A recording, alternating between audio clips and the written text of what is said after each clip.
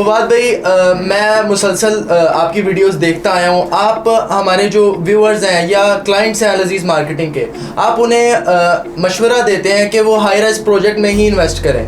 तो आप मुझे इसकी वजह बताएं कि हम अगर इन्वेस्टमेंट करना चाह रहे हैं, हमारे क्लाइंट्स या मैं खुद, तो हाई राइज़ प्रोजेक्ट ही उसकी मेन अट्रैक्शन क्यों हो। इसके अलावा जो एक सवाल है जो कि मेरे जहन में कश्मकश डाल रहा है कि एक ऐसी चीज़ जो कि अभी बनना शुरू हुई है, हम उसमें कैसे एक ब्लाइंड ट्रस्ट करके अपनी इन्वेस्टमेंट कर सकते हैं।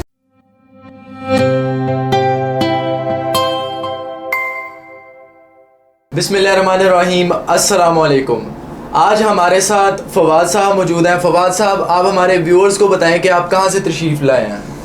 जी शुक्रिया बहुत बहुत। फवाद मसूद मेरा नाम है और अल-अज़ीज़ मार्केटिंग के प्लेटफॉर्म से मैं आपके सामने हाजिर हूँ। अब मैं ये चाहूँगा कि आप भी ज़रा अपना तारुफ करवा दें। जी बिल्कुल, मैं अहमद अली आपका होस्ट, और आज व्यूअर्स मैं आपकी जानिब से फवाद साहब से चंद क्वेश्चंस करूँगा जो कि दरअसल आपके ही क्वेश्चंस होंगे।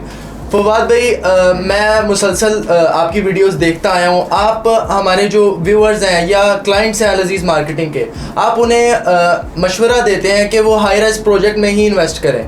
तो आप मुझे इसकी वजह बताएं कि हम अगर इन्वेस्टमेंट करना चाह रहे हैं, हमारे क्लाइंट्स या मैं खुद, तो हाई राइज़ प्रोजेक्ट ही उसकी मेन अट्रैक्शन क्यों हो। अच्छा अहमद भाई, बात इस तरह है कि जो दौर जदीद के ट्रेंड है ना, उन ट्रेंड्स में सबसे लिविंग स्टैंडर्ड्स में जो ट्रेंड्स चल रहे हैं उनमें हाई राइज बिल्डिंग सबसे लेटेस्ट ट्रेंड है और सबसे ज़्यादा हॉट ट्रेंड है, जहां लोग सबसे ज़्यादा जो है वो अट्रैक्ट हो रहे हैं। अब उसके अट्रैक्शन की बहुत सारी वजूहात हैं।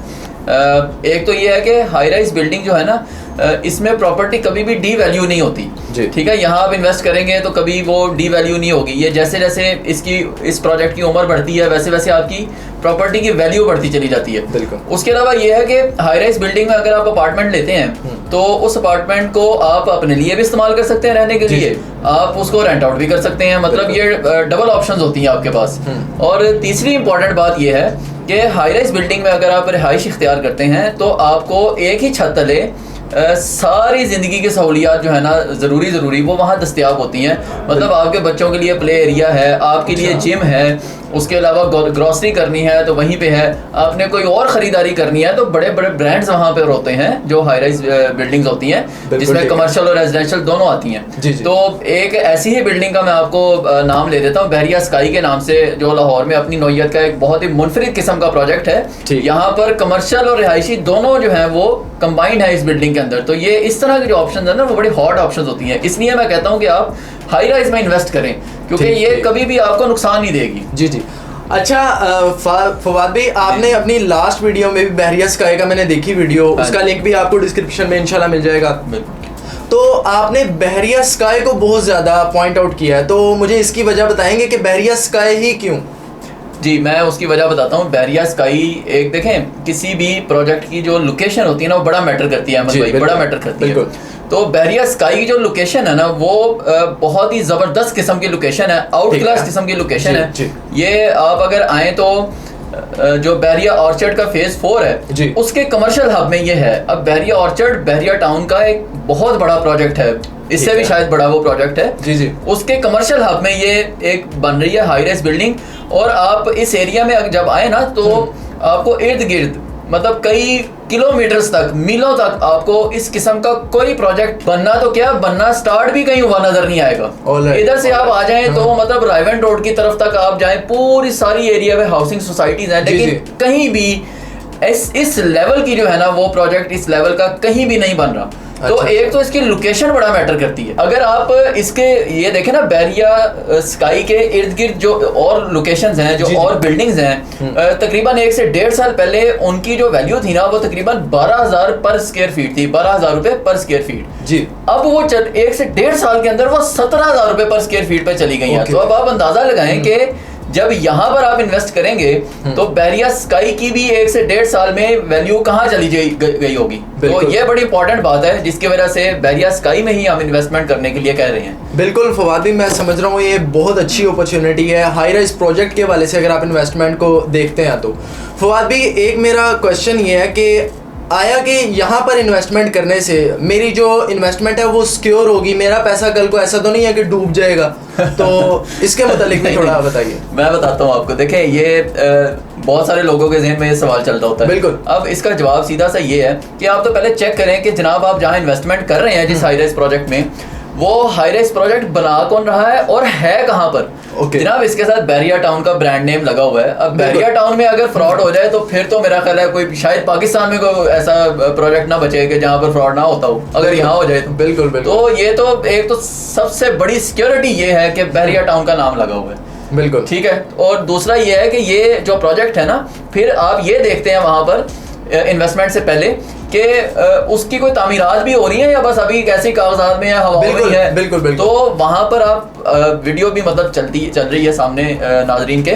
ये इसकी जो बेसमेंट है ना वो बड़ी जल्दी कंप्लीट हुई है और उस बेसमेंट को कंप्लीट करने में तकरीबन साल के आसपास का वक्त लगना था, जो इन्होंने 4 से 5 महीने में ही खत्म कर दी है। जबरदस्त। तो ये मतलब ये इसका मतलब है कि वो चाह रहे हैं कि ये बने और लोगों को ये चीज फौरी मिले। जी।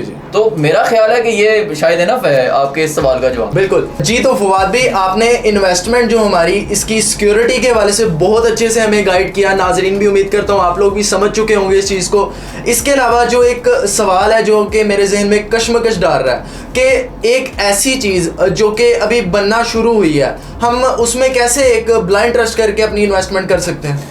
हाँ, बड़ा अच्छा सवाल है एक और आपका, बल्कि सारे सवाल बड़े अच्छे हैं, ये भी बहुत अच्छा है, लेकिन ये सबसे मुझे अहम और अच्छा सवाल लगा है।